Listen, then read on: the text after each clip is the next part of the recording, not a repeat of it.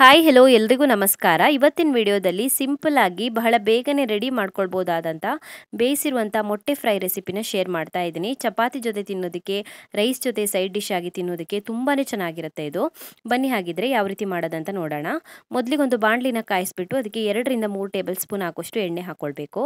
ಎಣ್ಣೆ ಚೆನ್ನಾಗಿ ಕಾದ ನಂತರ ಅದಕ್ಕೆ 1/4 ಚಮಚ ಆಗುವಷ್ಟು ಜೀರಿಗೆ ಮತ್ತೆ ಒಂದು ಸ್ವಲ್ಪ ಕರಿಬೇವಿನ ಎಲೆಗಳನ್ನು ಸೇರಿಸ್ಬಿಟ್ಟು ಸ್ವಲ್ಪ ಹೊತ್ತು ಚೆನ್ನಾಗಿ ಫ್ರೈ ಮಾಡ್ಕೊಳ್ಬೇಕು.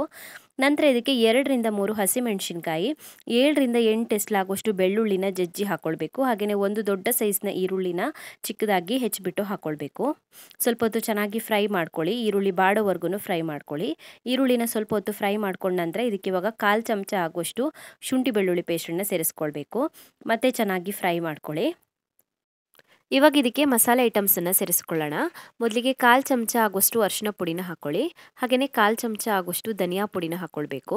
3/4 ಚಮಚ ಆಗುವಷ್ಟು ಅಚ್ಕಾರದ ಪುಡಿನ ಸೇರಿಸ್ಕೊಳ್ಬೇಕು. ಉರಿನ ಲೋ ಫ್ಲೇಮಲ್ಲಿ ಇಟ್ಕೊಂಡು ಚೆನ್ನಾಗಿ ಮಿಕ್ಸ್ ಮಾಡ್ಕೊಳ್ಳಿ. 1 ನಿಮಿಷದವರೆಗೂ ಫ್ರೈ ಮಾಡ್ಕೊಳ್ಬೇಕು ಮಸಾಲೆ ಐಟಮ್ಸ್ ಸೇರಿಸಿ ಆದ ನಂತರ. ಮಸಾಲೆ ಐಟಮ್ಸನ್ನು ಫ್ರೈ ಮಾಡ್ಕೊಂಡ ನಂತರ ಇದಕ್ಕೆ ಇವಾಗ ಉಪ್ಪು ಎಷ್ಟು ಬೇಕೋ ಅಷ್ಟು ಉಪ್ಪನ್ನು ಹಾಕೊಳ್ಳೋಣ. ರುಚಿಗೆ ತಕ್ಕಷ್ಟು ಉಪ್ಪನ್ನು ಹಾಕೊಳ್ಬೇಕು. ಹಾಗೆಯೇ ಇದಕ್ಕೆ ಒಂದು ಅರ್ಧ ಲೋಟ ಆಗುವಷ್ಟು ನೀರನ್ನು ಹಾಕೊಳ್ತಾ ಇದ್ದೀನಿ. ಸೊ ಮಸಾಲೆ ಚೆನ್ನಾಗಿ ಮಿಕ್ಸ್ ಆಗುತ್ತೆ. ಮಸಾಲೆ ಉಪ್ಪೆಲ್ಲ ಚೆನ್ನಾಗಿ ಮಿಕ್ಸ್ ಆಗುತ್ತೆ ನೀರು ಹಾಕೋದ್ರಿಂದ.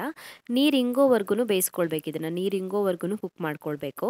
ನಂತರ ಇದಕ್ಕೆ ಬೇಯಿಸಿರುವಂಥ ಮೊಟ್ಟೆಗಳನ್ನು ಕಟ್ ಮಾಡಿ ಹಾಕಬೇಕು. 5 ರಿಂದ 6 ಮೊಟ್ಟೆಗಳನ್ನು ಹಾಕೊಳ್ಬೋದು. ದೊಡ್ಡದಾಗಿನೂ ಕಟ್ ಮಾಡ್ಕೊಳ್ಬೋದು. ಬೇಕಿದ್ರೆ ಯಾವ ಶೇಪಲ್ಲಿ ಬೇಕಾದ್ರೂ ಕಟ್ ಮಾಡ್ಕೊಳ್ಬೋದು. ಮೊಟ್ಟೆನ ಹಾಕಿ ಚೆನ್ನಾಗಿ ಮಿಕ್ಸ್ ಮಾಡಿಬಿಟ್ಟು ಕೊನೆಯಲ್ಲಿ ಚೆನ್ನಾಗಿ ಹೆಚ್ಚಿರುವಂಥ ಕೊತ್ತಂಬರಿ ಸೊಪ್ಪನ್ನು ಸೇರಿಸಿ ಮಿಕ್ಸ್ ಮಾಡಿಕೊಂಡ್ರೆ ತುಂಬಾ ಟೇಸ್ಟಿ ಆಗಿರುವಂಥ ಬೇಯಿಸಿರುವಂಥ ಮೊಟ್ಟೆ ಫ್ರೈ ರೆಡಿ ಆಗುತ್ತೆ. ಕ್ವಿಕ್ಕಾಗಿ ರೆಡಿ ಮಾಡ್ಕೊಳ್ಬೋದು. ಇದರ ರೆಸಿಪಿ ತುಂಬಾ ಸಿಂಪಲ್ ಆಗಿದೆ.